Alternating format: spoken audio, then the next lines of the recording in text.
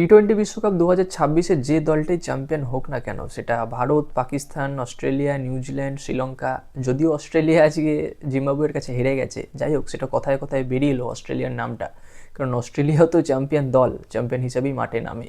তো যাই হোক, যে দলটাই চ্যাম্পিয়ন হোক না কেন, এই মুহূর্তে কিন্তু সকল ক্রিকেট বিশ্ব তাকিয়ে আছে এই একটা ম্যাচের ওপরে, যেটা আগামী 15 তারিখ হতে চলেছে, 15ই ফেব্রুয়ারি, ভারত পাকিস্তান ম্যাচ, মহারণ যাকে বলে। এই ম্যাচে ভারতীয় দলে বেশ কিছু পরিবর্তন হতে চলেছে, যে পরিবর্তনটা কখনোই ফোর্স চেঞ্জ নয়, কন্ডিশন অনুযায়ী পরিবর্তন বলা যেতে পারে। তো এই ম্যাচে কি কি পরিবর্তন হতে চলেছে ভারতীয় দলের জন্য, এবং সেই সঙ্গে ভারতীয় দলের কোন জায়গাটা সমস্যা, কোন জায়গাটা মানে দুর্বল পয়েন্ট, কোনটা শক্তিশালী পয়েন্ট, সবটাই আলোচনা করব। এবং সেই সঙ্গে পাকিস্তান দলেরও কোন জায়গাটা শক্তিশালী, কোন জায়গাটা দুর্বল, সেটা নিয়ে আলোচনা করব। ইম্পর্টেন্ট টপিক হতে চলেছে, অবশ্যই তোমরা ভিডিওটা শেষ পর্যন্ত দেখতে থাকো। তো চলো ভিডিওর মেন টপিকে যাওয়া যাক। তো কথা হলো, গতদিন ভারত ম্যাচটা জিতেছে, তবে সেখানে কিন্তু সমস্যায় ফেলেছে নামিবিয়ার ক্যাপ্টেন, যার নাম হলো গেরহার্ডস ইরাসমাস। তো সে যে কোয়ালিটির বল করে থাকে, সেই কোয়ালিটিরই কিন্তু বোলিং করে থাকে পাকিস্তানের উসমান তারেক। তো এবার কথা হলো, এই উসমান তারেকের বল কি খেলতে খুব সমস্যা হবে ভারতীয় ব্যাটসম্যানদের, নাকি এই উসমান তারেককে নিয়ে কোনো চিন্তা ভাবনাই করছে না ভারতীয় ব্যাটসম্যানরা, যেখানে ঈশান কিষান, অভিষেক শর্মা, রিঙ্কু সিং, হার্দিক পান্ডিয়া, সূর্যকুমার যাদব, শিবম দুবে, এই সমস্ত ব্যাটসম্যানরা আছে যারা মোটামুটি স্পিন বল ভালো খেলে। তবে এই মুহূর্তে স্পিন বলের থেকে পেস বল ভালো খেলছে ভারতীয় ব্যাটসম্যানরা, এটা দেখা যাচ্ছে। তো যাই হোক বন্ধুরা, ওইখানে যে খেলাটা হবে, যেটা কলম্বোয় আছে, যেটা আমাদের ভারতে নয়, তো সেদিক থেকে বিচার করলে মানে যখন এশিয়া কাপ হয়েছিল, যে কন্ডিশনে হয়েছিল, যে পিচে হয়েছিল, সেই হিসাবে ভারত যতটা এগিয়ে ছিল, আগামী 15 তারিখের ম্যাচে কিন্তু ভারত অতটা এগিয়ে নেই। এখনও পর্যন্ত ভারত এগিয়ে আছে, অবশ্যই এগিয়ে থেকে শুরু করবে, কারণ টি-20 বিশ্বকাপের যদি আমরা ইতিহাস দেখি, সেখানে ভারত কোথায় আর পাকিস্তান কোথায়, পাকিস্তানকে খুঁজে পাওয়া যাবে না। আর ভারত কিন্তু অনেক বেশিবার জিতে আছে, প্রায় 7-1 বা 8-1 এইরকম একটা ব্যবধানে জিতে আছে। তো এই বছর কিছুটা আলাদা হতে চলেছে, হয়তো বেশ কিছুটা থ্রেট দিতে পারে পাকিস্তান দল। এই খেলাটাই যদি আমাদের ভারতীয় পিচে হতো, তাহলে কিন্তু কোনো রকম ভয় বা কোনো রকম সমস্যা বা কোনো রকম এত কন্ট্রোভার্সি থাকতো না, যা যে পাকিস্তান ভারতকে একটু হলেও চাপ দেবে। হ্যাঁ দেবে, এই বছর দেবে, কারণ কলম্বোর পিচ, সেখানে বল প্রচুর পরিমাণে স্পিন হয়, এবং সেই সঙ্গে মাঠগুলো অনেকটা বড়, প্রায় 75-80 মিটারের মাঠ। বল পড়ে স্লো আসে, পেস বোলাররা খুব একটা বেশি সহযোগিতা পায় না। তো সেক্ষেত্রে যদি বল পড়ে স্লো আসে, তাহলে কিন্তু ব্যাটসম্যানরা বলে বলে ছক্কা মারবে। আর স্পিন বল যদি আরও স্লো হয়, আরও বেশি ঘুরে, সেক্ষেত্রে ব্যাটসম্যানরা খুব একটা বেশি খেয়েই খুঁজে পাবে না, বলা যেতেই পারে এই বিষয়টা। তো সেদিক থেকে দেখতে গেলে তিনটে চেঞ্জ আশা করছি আগামী দিনের জন্য, যেখানে একটা হলো সঞ্জু স্যামসনের জায়গায় অভিষেক শর্মা। দেখো, অভিষেক শর্মা কতটা সুস্থ থাকে তার উপরে অবশ্যই এই বিষয়টা নির্ভর করছে, কিন্তু সঞ্জু স্যামসনও গতদিন খুব একটা খারাপ খেলেনি, স্টার্টটা খুব ভালো করেছে। সঞ্জু স্যামসনের মধ্যে ট্যালেন্টের কোনো অভাব নেই। তো যদি অভিষেক শর্মা পুরোপুরি সুস্থ হয়ে যায়, তাহলে অবশ্যই স্টার্ট করবে অভিষেক শর্মা, সেক্ষেত্রে রিজার্ভ বেঞ্চে যাবে সঞ্জু স্যামসন, অভিষেক শর্মার সঙ্গে ওপেনে থাকবে ঈশান কিষান। এবার আরেকটা যেটা চেঞ্জ, সেটা হলো রিঙ্কু সিং। রিঙ্কু সিংয়েরও ট্যালেন্ট নিয়ে কোনো রকম কথা বলার বিন্দুমাত্র যোগ্যতা আমার মধ্যে নেই, বা আমরা যারা কন্টেন্ট ক্রিয়েটার আমাদের কারোর মধ্যেই নেই। কিন্তু এই মুহূর্তে রিঙ্কু সিং অফ ফর্মে ভুগছে, এই মুহূর্তে রিঙ্কু সিংয়ের ব্যাটে রান নেই।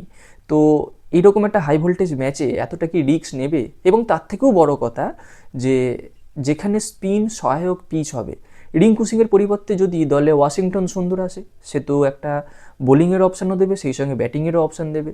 তো বোলিংটাও তো দরকার, যেখানে স্পিন বল এত ভালোভাবে কাজ করে। ওয়াশিংটন সুন্দর একজন অফ স্পিনার, তো সেইটাকে কাজে লাগাতে চাইবে আশা করি হেড কোচ গৌতম গম্ভীর। তো সেখানে কিন্তু রিঙ্কু সিংয়ের পরিবর্তে ওয়াশিংটন সুন্দর দলে আসতেই পারে, এবং এই বিষয়টা আমার মনে হচ্ছে। এই গেল দুটো পরিবর্তনের সম্ভাবনা। এবার যদি 3 নম্বর পরিবর্তন নিয়ে কথা বলি, সেটা হয়তো অর্শদীপ সিং পরিবর্তন হতে চলেছে, তার জায়গায় দলে আসতে চলেছে কুলদীপ যাদব। এবার তোমরা অনেকেও বলবে, দাদা অর্শদীপ সিং তো যথেষ্ট ভালো বল করছে, আর যেখানে অর্শদীপ সিং পাওয়ার প্লেতে উইকেট নেয়, সেখানে কেন আমি অর্শদীপ সিংকে ড্রপ করব? দেখো, পিচে গিয়ে দেখা গেল বা শ্রীলঙ্কায় গিয়ে দেখা গেল যে পিচের এমন অবস্থা, সেখানে পেস বোলাররা কোনো রকমই কোনো সাহায্য পাবে না, স্পিন বোলারদের কাছে খুব বেশি সাহায্য আছে। সেক্ষেত্রে দলের স্বার্থে অর্শদীপ সিংকে ড্রপ করতে হতেই পারে। এবার অর্শদীপ সিংকে তুমি ড্রপ করবে না জসপ্রীত বুমরাকে ড্রপ করবে? আমি তো সবার আগে অর্শদীপ সিংকে ড্রপ করার কথা ভাববো, কারণ জসপ্রীত বুমরাকে ড্রপ করার কথা মাথাতেও আসে না। দেখো যদি অর্শদীপ সিংকে ড্রপও করা হয় তারপরেও কিন্তু 3টে পেস বোলিংয়ের অপশন ভারতের কাছে থাকছে, হার্দিক পান্ডিয়া, শিবম দুবে এবং জসপ্রীত বুমরা। আবার সেই জায়গায় যদি 4-4টে স্পিনার হয়ে যায় সেটাও কিন্তু বেশ সুবিধা দেবে ভারতকে। এখানে টস একটা বড় ফ্যাক্টর হয়ে দাঁড়াবে। টসে জিতে যে দল ফার্স্টে ব্যাট করবে সে যদি মোটামুটি 150 থেকে 160-165 মতো টার্গেট দিতে পারে, তাহলে কিন্তু সেকেন্ড ইনিংসে যে দলটা ব্যাট করতে নামবে আর যদি ডিউ ফ্যাক্টর থাকে তাহলে কিন্তু বেশ বেগ পেতে হবে যে দলটা চেস করতে নামবে তাকে। তো টসে জিতে যদি ভারত প্রথমে ব্যাট করে সেটাই হবে বুদ্ধিমানের কাজ এবং সেটা সম্পূর্ণ নির্ভর করবে ডিউ ফ্যাক্টরের ওপরে। ডিউ ফ্যাক্টর যদি থাকে তোমাকে আগে ব্যাট করতে হবে, যদি ডিউ ফ্যাক্টর না থাকে তুমি পরে ব্যাট করো, চেস করো, খুব একটা কিছু সমস্যা হবে না।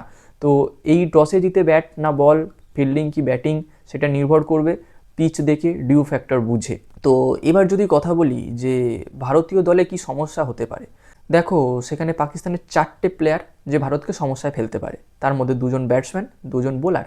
2জন ব্যাটসম্যানের মধ্যে একজন হলো সাহেবজাদা ফারহান এবং আরেকজন হলো ফাহিম আশরাফ। ফাহিম আশরাফ বলও করতে পারে কিন্তু ব্যাটিংটাও ভালো পারে। এই দুটো ব্যাটসম্যান মোটামুটি পাকিস্তানের কোয়ালিটি ব্যাটসম্যান এবং বোলিংয়ের দিক থেকে উসমান তারেক এবং আবরার আহমেদ, এই দুটো বোলার আর এই দুটো ব্যাটসম্যান, মানে এই 4টে প্লেয়ার ছাড়া ভারতকে চাপে ফেলার মতো কেউ নেই পাকিস্তানের। আর সায়েম আহমেদের কথা বাদ দাও, কনসিস্টেন্সির অভাব। বাবর আজমের কথা বাদ দাও, সে টি-20তে টেস্ট খেলবে। আর এই মোহাম্মদ ফেজাদ বা সাদাব খান, এদেরকে আমি প্লেয়ারের মধ্যে ধরি না। এরা কোনো দিক থেকেই ভারতের কোনো প্লেয়ারের ধারে কাছে আসে না। তবে এই উসমান তারেক একটু চিন্তার বিষয় হয়তো হতে পারে, কেননা গতকাল যে ম্যাচটা ভারত খেললো নামিবিয়ার বিরুদ্ধে সেইখানে, কারণ এই ধরনের বোলিং কিন্তু ভারতের ব্যাটসম্যানরা খেলতে পারছে না। একই কোয়ালিটির বোলিং করবে উসমান তারেক, যদিও এই মধ্যে উসমান তারেকের বোলিং নিয়ে বেশ কন্ট্রোভার্সি চলছে। এবার যতক্ষণ না আইসিসি তাকে ব্যান করছে তোমরা কেউ কিছু বলতে পারো না, আমরা কেউ কিছু বলতে পারি না, বা আইসিসির তরফ থেকে যদি কোনো স্টেপ না নেওয়া হয়। দেখো আইসিসির নিয়ম মেনে আইসিসি ইভেন্টে সে খেলছে, তার মানে নিশ্চয়ই তার বল লিগাল, এইটাই আমরা ধরবো। এরপরে আইসিসি কী পদক্ষেপ নেয় সেটা পরের কথা, যতক্ষণ পর্যন্ত সে খেলছে ততক্ষণ পর্যন্ত তাকে খেলতে হবে বা তাকে নিয়েই তোমাকে চলতে হবে। আর উসমান তারেক যখন বল করতে আসবে, এসে মানে 10 মিনিট বল হোল্ড করে দাঁড়িয়ে থাকবে, তারপর বলটা ছুটবে, এরকম তার মধ্যে আছে, ঠিক আছে, এগুলো তোমাকে মানতে হবে। কারণ অপোনেন্ট খেলছে যখন, আইসিসি তোমাকে মানে খেলার জন্য তাকে অনুমতি দিয়েছে, তুমি খেলতে বাধ্য, তুমি সরতে পারো না। যাই হোক, সে কি হয়, তার মানে হাতের 15 ডিগ্রির বেশি তার আর্ম ব্যান্ড হচ্ছে কি না, কী হচ্ছে সেটা পরে দেখা যাবে, কিন্তু তোমায় খেলতে হবে। আর উসমান তারেককে খেলার জন্য এই মুহূর্তে ভারতীয় দলে যারা রয়েছে তার মধ্যে একজন হতে পারে শিবম দুবে, একজন হতে পারে হার্দিক পান্ডিয়া। এই দুজন ছাড়া হয়তো উসমান তারেককে সেইভাবে কেউ আমনা সামনা করতে পারবে না বা উসমান তারেককে কেউ সামলাতে পারবে না। আর আবরার আহমেদ মোটামুটি ভালো বল করে, যখন তখন যাকে আউটও করতে পারে আর যখন তখন পাকিস্তানকে ম্যাচটা হারিয়েও দিতে পারে। একেবারে 4-5টাও 6 খেয়ে আসতে পারে যদি সূর্যকুমার যাদব, ঈশান কিষান, অভিষেক শর্মা যে কোনো কারো সামনে পড়ে যায়। একবার কেউ যদি মুড মানে ধরে নেয় তো আবরার আহমেদের বা এই উসমান তারেকের লাইফ শেষ, কেরিয়ার শেষ এখানে। আর যদি না ধরতে পারে তো মানে ম্যাচ জিতে পাকিস্তান বেরিয়ে যাবে। কিন্তু সব কথার এক কথা, যদি ভারত টসে জেতে ফার্স্টে ব্যাট নিতে হবে এবং মোটামুটি 150 থেকে 165 রান যদি টার্গেট দিতে পারে, সেটাই কিন্তু প্রেশার হয়ে যাবে পাকিস্তানের জন্য। এবার যদি ভারতীয় দল এবং পাকিস্তান দলকে কিছুটা তুলনা করি, দেখো ব্যাটিংয়ের দিক থেকে আমি প্রথমে বললাম যে পাকিস্তানের ব্যাটে এই দুটো প্লেয়ার আছে, আমি আর কোনো দিক থেকে পাকিস্তানের ব্যাটিং ধরছি না। এবার ভারতের বোলিং নিয়ে যদি বলি, দেখো ভারতের বোলিংয়ে বরুণ চক্রবর্তী আছে, কুলদীপ যাদব আছে।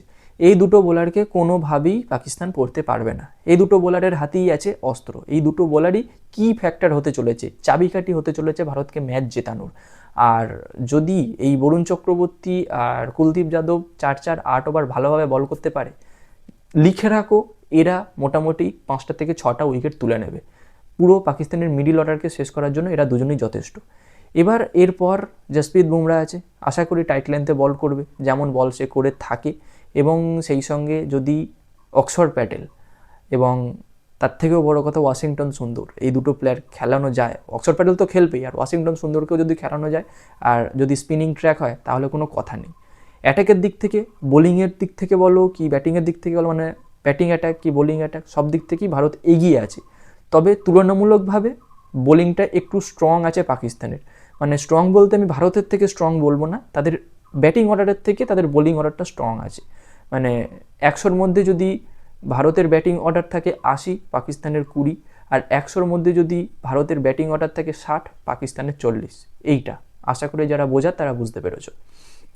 এবার আমাদের এটাই দেখতে হবে যে আগামী 15 তারিখ কে ম্যাচটা জেতে। আশা করি তোমরা যারা ভারতীয় আছো, ভারতীয় ক্রিকেট ফ্যান আছো, অবশ্যই ভারতকে সাপোর্ট করবে এবং ভিডিওটা কেমন লাগলো অবশ্যই তোমরা কমেন্টে জানিয়ে দিয়ে যাবে। তো বন্ধুরা, দেখা হচ্ছে পরবর্তী ভিডিওতে। Bye bye.